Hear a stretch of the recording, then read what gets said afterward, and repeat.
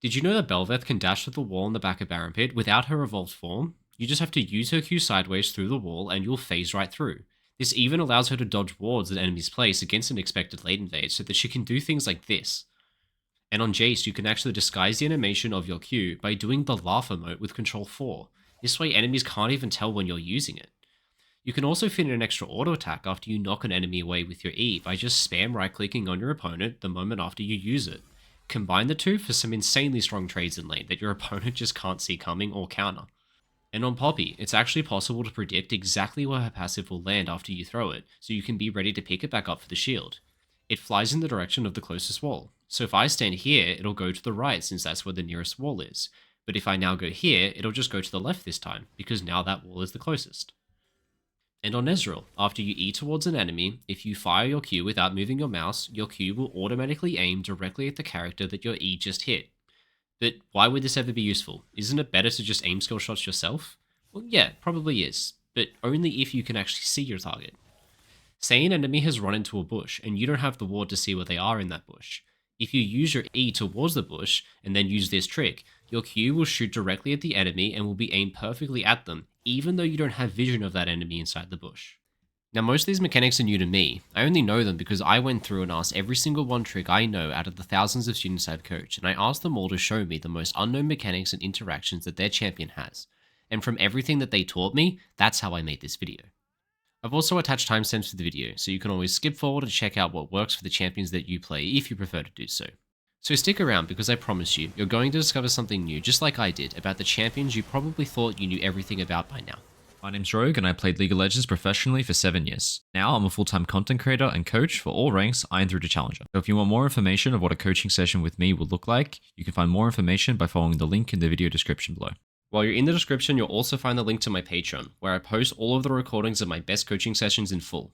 With collections sorted by role and rank, including sessions where I've coached for professional level teams, you can get a glimpse into what pro level League of Legends look like from the inside. No matter what you're looking for, you'll easily be able to find something that's going to help you improve, no matter your rank. Now finally, I want to say thank you to those who do support me. It's because of you guys I get to keep making videos like this, so thank you.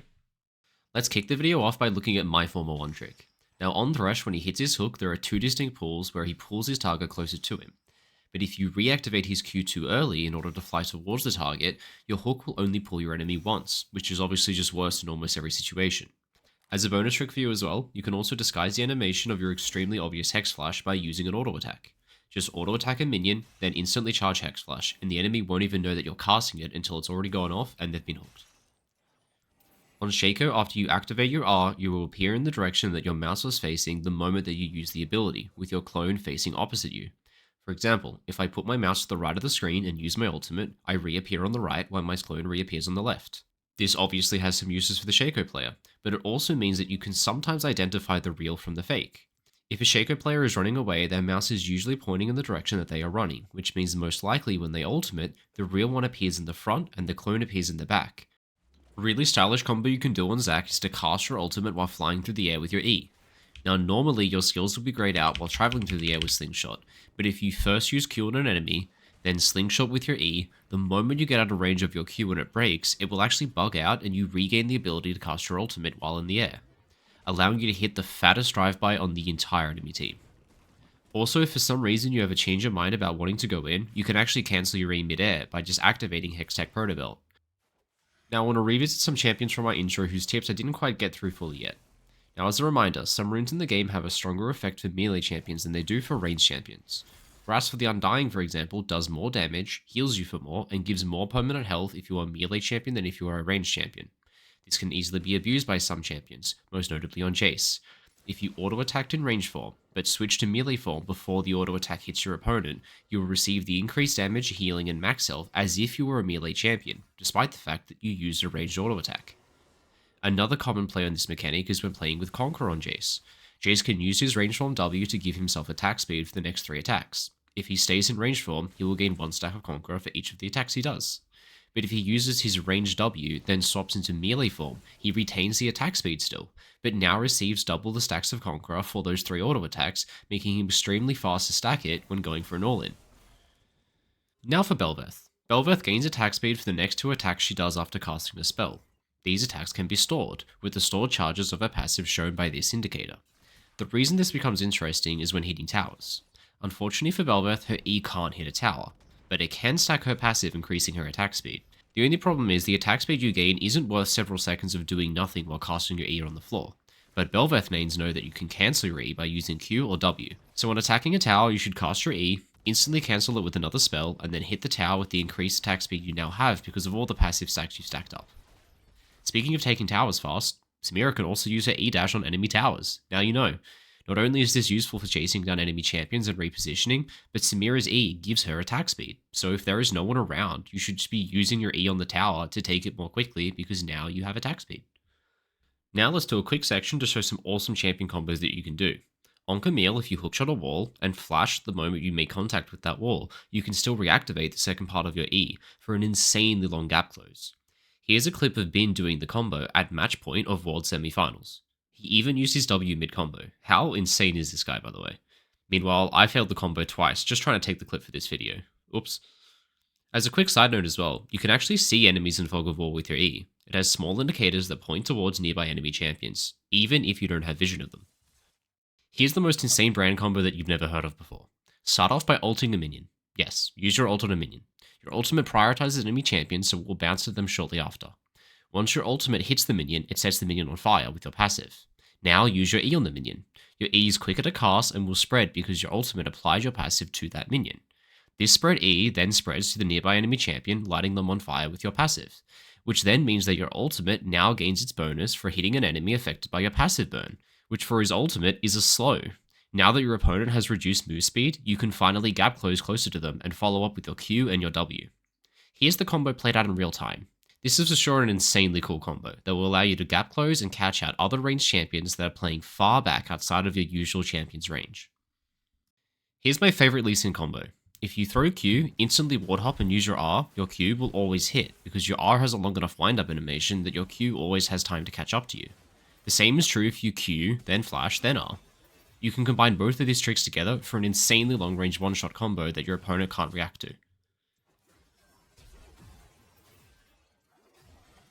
On Galio, you can E and flash on your opponent and you'll still get the knockup. This can also be used backwards to catch your opponent off guard out of nowhere. Props to the real goat who discovered and posted this video. Thanks for letting me steal this one. Katarina can jump over most small to medium-sized walls by using her W against the wall and then just jumping to it with her E. This can actually be used on quite a few walls. Another interesting thing about her that I only just learnt, her ult has healing cut. Did you guys know about this? Am I just crazy? Next up is Sion, and boy did the Sion one tricks deliver here. On Sion, you can cancel your ultimate early by reactivating your R, of course, but there is a small lockout period after you initially activate the ability where you can't yet end it. The Sion tech, though, is that you can end your ultimate earlier than what is usually possible by using your Q. Here is a side-by-side comparison of two Sions, with one who can end their ultimate much more quickly, as you can see by using the Q trick. Sion can also jump over champion-made walls like Anivia or Taliyah with his ultimate if you get the timing perfect. You just have to reactivate the ability just before you hit the wall, and if you do so, you'll pop right through. Another fun little tidbit to add on top is that Phase Rush's cooldown will always get reset when you die, so if you enter your passive, it will always be up. On Blitzcrank, have you ever had this happen to you before? Yeah, it's really goddamn annoying. Well, here's why it happens. It's because of tenacity. Your hook has a mini stun at the end of its duration. Without tenacity, this is enough to keep the enemy crowd controlled until you can cast your E and knock them up. But if the enemy has some Merc Treads or some other tenacity, then they'll have time to get the flash off before your punch goes through. This can easily be countered though by using your ultimate towards the end of your hook animation and then following with your E. The silence from your ultimate is enough to block your opponent's ability to flash until the E knockup goes through. Check out this insane bug I found on TF that allows him to stun enemies with his gold card through spell shields. Okay, just kidding, this isn't actually a bug. Activating TF's ultimate will actually break all spell shields, like Sivizzy or Banshee's Veil, so you can simply activate your R when your gold card is mid-air to break any spell shield and surprise your opponents. Here's an insanely cool combo you can do if you have Yasuo and Alistar on the same team. Alistar opens with W, then Yasuo instantly ults. Alistar waits for just a moment before then using his Q to chain off Yasuo's ultimate. By the time Alistar's Q is finished, enough time has passed that his E is fully stacked and he can use that as well.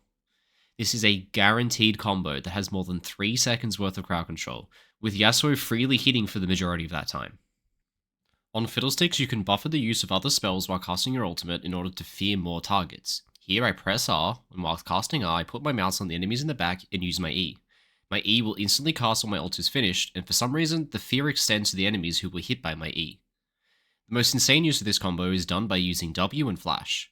Start by ulting and press W while casting ult. As soon as the ult finishes, spam your flash key.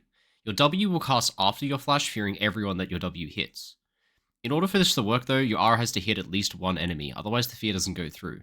But if you can do this combo, it essentially doubles the range of Fiddlesticks Engage.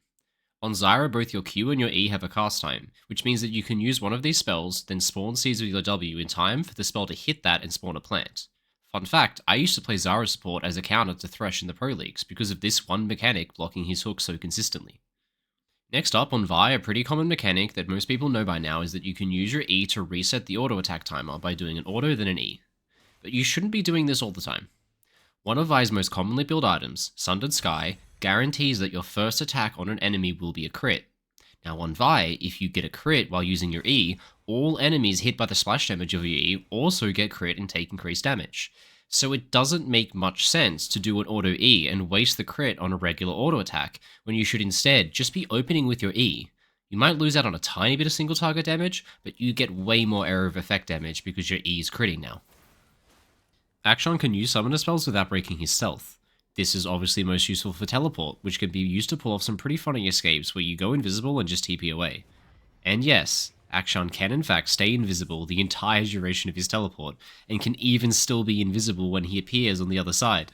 This is hilarious. Teemo passive takes 1.5 seconds to activate for him to go invisible, but his Q blind lasts for 2 seconds, which means you can actually just Q an enemy, stand still, and disappear as long as they don't have any cooldowns up. Dyna's Q is normally this long, but sometimes Dyna's Q can be this long. For some strange reason, if you Q flash to the left and point your mouse extremely far away, your Q has literally double its normal range. I have no idea how this is in the game. An age-old Anivia trick is to manipulate your opponent's pathing by using your wall in order to make your opponents walk into your Q. Diana's character walks in the most direct route to where she has clicked to go to, which after I place this wall in front of her, is to the left and around the wall, which is exactly where I've thrown my Q. On Tahm, after you eat your opponent with R, you will have massively reduced movement speed. But with the Keystone Phase Rush, you could override the movement speed penalty, allowing you to take your opponent for a big old adventure right into your tower. Also, after eating someone, if you simply spit them out and spam Q, there is a slight delay between when the R ends and the Q hits, allowing your opponent to flash that Q. Instead, wait for your R to expire naturally. If you use your Q at the exact same moment that your R finishes, this will happen. Yep, you can give your opponent an unavoidable kiss goodbye as a parting gift from your belly. Here's a Nocturne combo that you're probably never going to use. Standing in the trail from Nocturne's Q increases your attack damage, which means that if you activate your ultimate while standing in the Q's trail, his ultimate will also deal more damage. Of course, this is never worth doing though, because using your Q on the floor and not having it up for the fight when you get to the enemy is just not worth doing. Except for in later levels, after you have a tiny bit of cooldown reduction from items and have maxed your Q. If you Q the floor, wait a couple seconds, then activate your ultimate, by the time you actually get to your target with your ultimate, your Q will be back up off cooldown since the cooldown is so much shorter now. So you'd essentially get the higher damage ultimate without any downside, except for the fact you have to wait 4 seconds to use it. On Taliyah, when running on her ultimate, you don't actually have to right click to get off and wait to land before using spells. After a short lockup period, you're then able to cast spells while on the wall. You'll dismount right away, and of course it's hard to be accurate while moving, but in the case of your E, this doesn't really matter much. So it's generally better in almost every situation to use your E as the way to dismount from your ultimate whenever you're entering a fight. On Mordekaiser, your ultimate is not a perfect circle. It actually leaves more space behind your opponent than it does behind you. So if you somehow manage to get behind your opponent, you can point the ultimate in a direction that leaves them with much less safety to run away with. Oh, and with Empowered Recall, you get to do this as well in your ult. Situationally, this is a really useful way to get over walls and chase down an opponent if you don't have a way to get over otherwise. On Fiora, her vitals aren't random at all, and they actually spawn in a somewhat predictable pattern. There are 2 sides, up and to the right, and down and to the left. If the last vital was on the right or up, then the next vital will be down or to the left. This allows you to reposition early since you know roughly whereabouts the next vital will show up. On Nautilus, there are a ton of mechanics. I'm not going to go through them all, they're really not that useful even though they seem cool. but probably the coolest and most useful one by far is the R flash. If you R and then flash, his ultimate will originate from just in front of the detonation of your flash, which can be used as a Ghetto Malphite ultimate or Alistar combo. And that's the video, everyone. So do me a favor, head down to the comments right now and write down all the champion mechanics and tricks that you know that I didn't include in the video. You'll be helping others learn, giving me possible content for a future video, and helping out with YouTube's algorithm, so more people get to enjoy the video, and I get a little bit more rewarded for the hard work it took to make it. And as a final reminder, if you want to support me even more, there's a ton of content over on my Patreon. You can watch all of my best coaching sessions. The link to that, as well as where you can book your own coaching session with me, is all in the video description. And as always, have a great day, everyone.